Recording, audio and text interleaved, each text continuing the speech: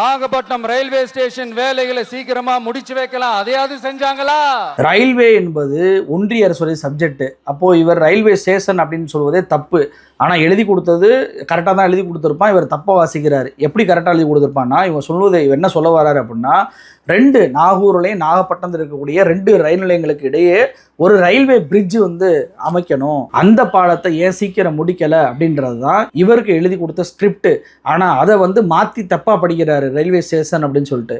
அப்போ இவர் எழுதி கொடுத்த அந்த ஸ்கிரிப்ட் ரைட்டர் இருக்காருல்ல, அவருக்கே நம்ம பதில் சொல்லிடுவோம். அதாவது இவங்க சொல்லக்கூடிய நாகப்பட்டினத்தில் அக்கரைப்பட்டையில் 104 கோடி ரூபாயில் பாலம் என்பது பணிகள் முடுக்கிவிடப்பட்டு கிட்டத்தட்ட 70% முடிக்கப்பட்டுருச்சு. அப்போ 70% முடிக்கப்பட்ட அந்த பாலத்தை இன்னும் முடிக்கல அப்படின்னு சொல்லி பேசுவது பச்சை பொய்யா இல்லையா? இங்க ஏற்கனவே இருந்த ஸ்டீல் ரோலிங் மில்லையும் ரயில் பெட்டி தயாரிக்கிற தொழிற்சாலை மூடிட்டாங்க. அதை மறுபடியும் திறந்தா நிறைய பேருக்கு வேலை வாய்ப்புகள் கிடைக்கும். ஏன் அதை பத்தி யோசிக்கல? மீண்டும் இது ஒன்றிய அரசுடைய திட்டம். ஒன்றிய அரசுடைய திட்டத்தை மாநில அரசு எப்படி செயல்படுத்த முடியும்? இவர் சொல்லக்கூடிய ரயில் தயாரிப்பு நிறுவனம்லாம் நாகப்பட்டினத்தில் இல்லவே இல்லை. இருந்தால் தானே மூடுறது இருக்கு. ஆனால் என்ன இருந்துச்சு அப்படின்னா, நீராவியில் இயக்கப்படும் ரயில்களை பராமரிக்கும் தொழிற்கூடம் தான் இருந்துச்சு. சரி, அதையாவது எப்போ மூடுனாங்க தெரியுமா? 1928 அந்த தொழிற்கூடத்தை திருச்சி பொன்மலைக்கு மாற்றிட்டாங்க. 1928 யாருங்க ஆட்சி பண்ணால்? வெள்ளைக்கார ஆட்சிங்க. வெள்ளைக்கார ஆட்சியில் ஒரு தொழிற்கூடம் நாகப்பட்டினத்துலேருந்து திருச்சி கொண்டு போயிருக்கிறாங்க. அதை போய் முதலமைச்சர் ஸ்டாலின் தலையில் கட்டுறாரு பாருங்க. அதுவும் ரயில் பெட்டி தொழிற்சாலை கொண்டு வர்றது ஒன்றிய அரசுடைய கடமை.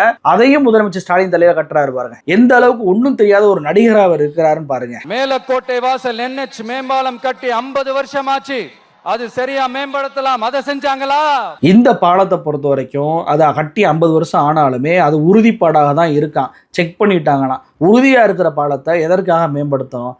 ஏதாவது ஒண்ணு பேசணும்ன்றதுக்காக பேசக்கூடாது. சரி, அடுத்து Thanjavur to Nagapattinam NH road வேலை பல வருஷமா நடக்குது. இன்னும் முடிச்ச பாடே காணும். வேகப்படுத்தி முடிச்சிருக்கலாம், அதையாவது செஞ்சாங்களா? அந்த ரோடு வேலையெல்லாம் முடிஞ்சு போச்சுங்க.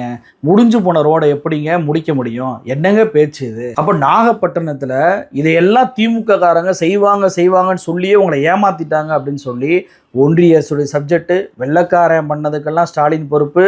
அதே போல் கட்டி முடிச்ச திட்டங்களையெல்லாம் கட்டி முடிக்கலன்றது, பணிகள் நடந்துகிட்டு இருக்க திட்டங்களையெல்லாம் ஒன்றுமே நடக்கலன்றது, இப்படி பல்வேறு பொய்களை அடுக்கி பேசியிருக்கிறாரு விஜய். யார் எழுதி கொடுத்தான்னு தெரில. அநேகமாக அந்த ஆதவ் அர்ஜுனன் டீமாக தான் இருக்கும்னு நினைக்கிறேன். போய் பார்த்துட்டு வாங்கடான்னு சொல்லிட்டு 4 சின்ன பசங்களை அனுப்பி வச்சுருப்பாங்க. அவங்களும் மேம்போக்காக என்ன இருக்குது அப்படின்றத பார்த்து எழுதி கொடுத்துட்டாங்க. அதையும் நம்பி இவர் பேசி அப்பட்டமாக மாட்டிக்கிட்டாரு. மாற்று அரசியல் பண்ணணும்னு நினைக்கிறவங்க முதல்ல அட்லீஸ்ட் மக்கள் பிரச்சனையாவது என்ன இருக்குது அப்படின்றத உண்மையை தெரிஞ்சுக்கிட்டு பேசுங்க. பொய்களை மட்டுமே பேசாங்க.